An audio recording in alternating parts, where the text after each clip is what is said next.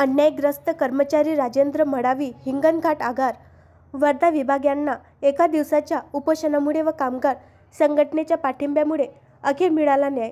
दिनांक 17 सप्टेंबर 2025 रोजी हिंगणघाट आगाराचे चालक कर्मचारी राजेंद्र अजबराव मडावी यांची सन 2008 ते 12 कामगार परिपत्रक क्रमांक 2977 दिनांक 4 जुलै 2013 नुसार दिनांक 1 एप्रिल 2012 रोजी नियमित वेतन श्रेणीवर घेऊन त्यांची 103.5% घेऊन काल्पनिक मूळ वेतन तयार करून त्यांना सन 2012 ते 16 परिपत्रक क्रमांक 2978 दिनांक 4 जुलै 2013 नुसार 13% लाभ देऊन वेतन निश्चित करणे अपेक्षित होते, परंतु 2012 या सालापासून त्यांना वेतन निश्चित करण्यात आले नव्हते. संबंधित कर्मचाऱ्याने अनेक वेळा उपोषण नोटीस दिलेली होती, परंतु मार्ग निघत नव्हता.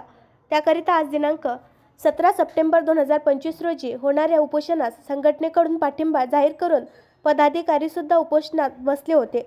त्यानुसार दुपारी 4 वाजता माननीय विभाग नियंत्रक यांच्या दालनात चर्चा करण्यात आली असून चर्चेला माननीय कामगार अधिकारी, विभागीय लेखाधिकारी, विभागीय कर्मवर्ग अधिकारी तसेच संघटनेचे सर्वच पदाधिकारी उपस्थित होते.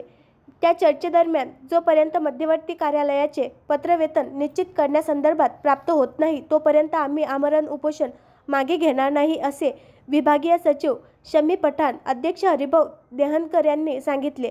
त्यावेळीस विभाग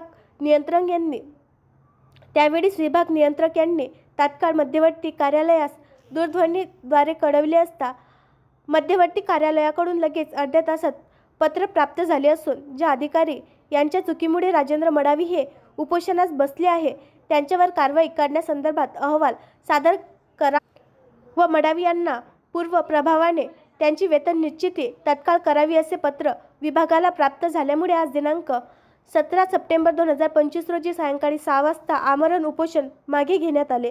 हा सर्वसामान्य कामगाराला मिळालेला न्याय महत्त्वाचा असून त्याकरिता कामगाराच्या प्रश्नावर महाराष्ट्र एसटी कामगार संघटना कटिबद्ध आहे. आणखी नवीन व्हिडिओ पाहण्यासाठी आमच्या देशमुख एक्सप्रेस न्यूज चॅनलला सबस्क्राईब करा, लाईक करा आणि शेअर करा.